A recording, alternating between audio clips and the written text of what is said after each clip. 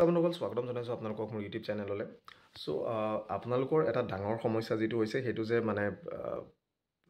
নিজৰ insurance coverage হওক, সেয়া টাৰ্ম ইঞ্চুৰেঞ্চেই হওক বা ডিজেবিলিটি ইঞ্চুৰেঞ্চেই হওক বা পাৰ্চনেল এক্সিডেণ্টেল ইঞ্চুৰেঞ্চৰ ক্ষেত্ৰতে হওক বা হেল্থ ইঞ্চুৰেঞ্চৰ ক্ষেত্ৰতে হওক, বহুত পইচা লাগে এইবিলাক কৰিবলৈ।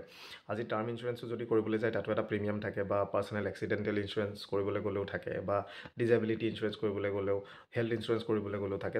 এইবিলাকৰ ক্ষেত্ৰত গভৰ্ণমেণ্টে এখন ভাল স্কীম আনিছিলে, এমপ্লয়িজ যিটো ইঞ্চুৰেঞ্চ স্কীম এটা আছিলে এট জিৰ' কষ্ট। সেইটো আপোনালোকে যদি লয়, আপোনালোকৰ যথেষ্টখিনি মানে এটা ছিকিউৰ্ড হ'ব। আৰু ইয়াৰে মূল কথাটো হৈছে যে প্ৰথমতে কণ্ট্ৰেকচুৱেলৰ কাৰণে আছিলে, এতিয়া কণ্ট্ৰেকচুৱেলৰ কাৰণেও সেই বস্তুটো ভেলিড হয়।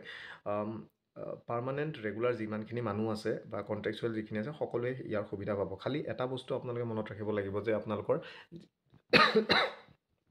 যিটো বেংক একাউণ্ট হয় সেইটো আপোনালোকৰ চেলাৰী একাউণ্ট হৈ আছে নে নাই। অৰ্থাৎ বেংকত যদি আপুনি চেলাৰী লাভ কৰে, আপোনালোকৰ একাউণ্টটো চেলাৰী একাউণ্ট হৈ আছে নে নাই সেইটো চাব। যদি ছেভিংছ একাউণ্ট হৈ আছে, আপোনালোকে কিন্তু ক্লেইম নাপায়। সেইটো কৈ পেলাই লাভ নাই। সেইটো বাৰে বাৰে কৈ আছে যে আপোনালোকে চেক কৰক। মই বাৰে বাৰে আপোনালোকক প্ৰত্যেক ভিডিঅ'তে কওঁ, যেতিয়া এই বস্তুটো লৈ পেলাই কৰোঁ, যে আপোনালোকৰ একাউণ্টটো চেলাৰী একাউণ্ট হৈ আছে নে নাই চেক কৰিব। নিজৰ বেংকত গৈ পেলাই আপোনালোকে চেক কৰিব, বা য়োনোটো আপোনালোকে চেক কৰিব পাৰে।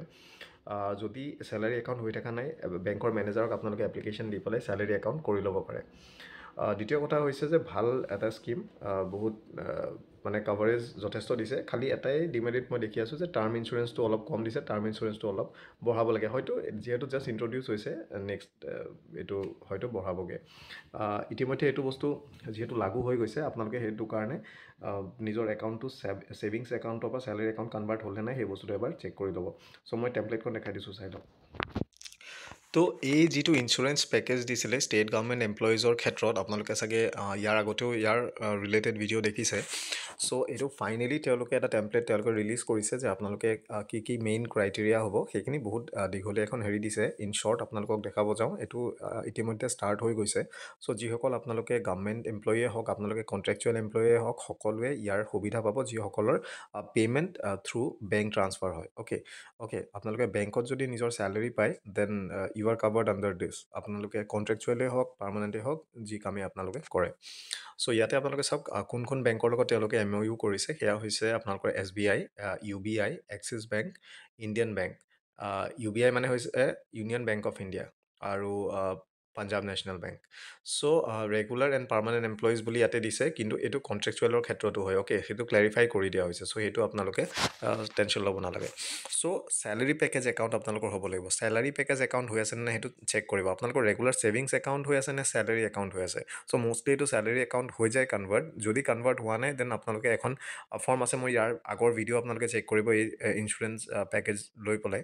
তাতে আপোনালোকে ফৰ্মখন পাব। সেই ছেইম ফৰ্ম বা আপোনালোকে ৰেগুলাৰ এখন এপ্লিকেশ্যন লিখিলেও হ'ব, বেংকৰ মেনেজাৰক আপোনালোকে দিব লাগিব। সেইটো চেলাৰী একাউণ্টলৈ কনভাৰ্ট হ'ব।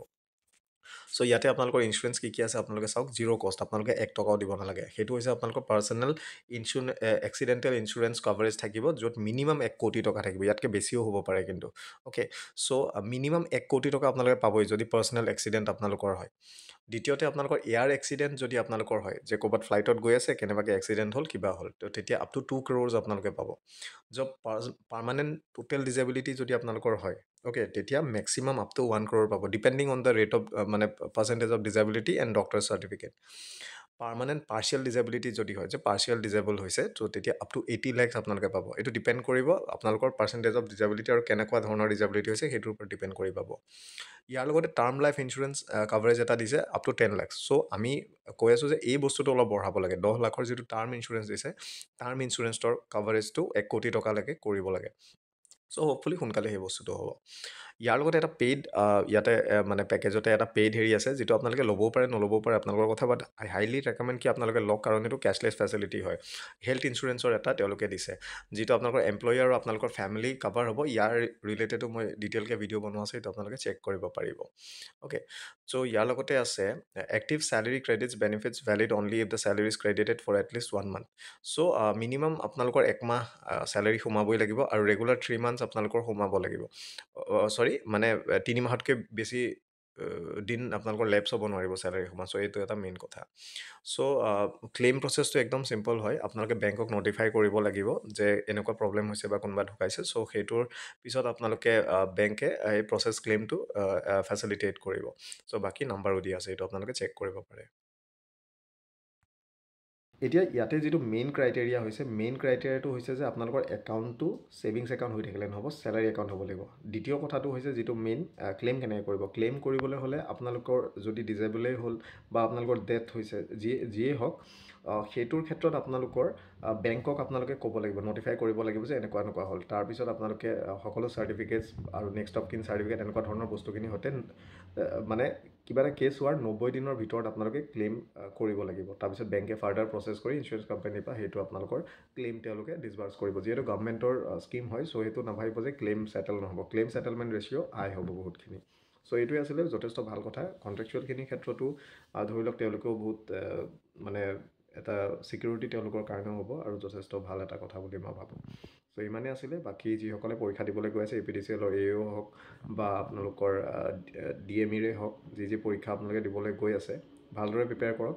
আৰু লিগেল মেট্ৰলজিৰ কাৰণে যিসকল এলিজিবল হয়, BSc লাগে যিহেতু ফিজিক্সৰ সৈতে, বা ডিগ্ৰী ইন ইঞ্জিনিয়াৰিং লাগে, চ' ইনস্পেক্টৰ লিগেল মেট্ৰলজিৰো আপোনালোকে আবেদন কৰিব যিসকল এলিজিবল হয়। বাকী ইয়াৰ বাদেও আৰু বহুতখিনি ওলাইছে, CAPF ওলাইছে, আছিষ্টেণ্ট কমাণ্ডেণ্ট, তো তেনেকুৱা বহুতখিনি পষ্ট ওলাইছে। চ' সেইখিনিৰ কাৰণে আপোনালোকে প্ৰিপেয়াৰ কৰি পেলাই এপ্লাই কৰিব পাৰে। চ' ইমানেই আছিলে। Thank you. নতুন ভিডিঅ'ত আকৌ লগ পাম। আজিলৈ ইমানেই।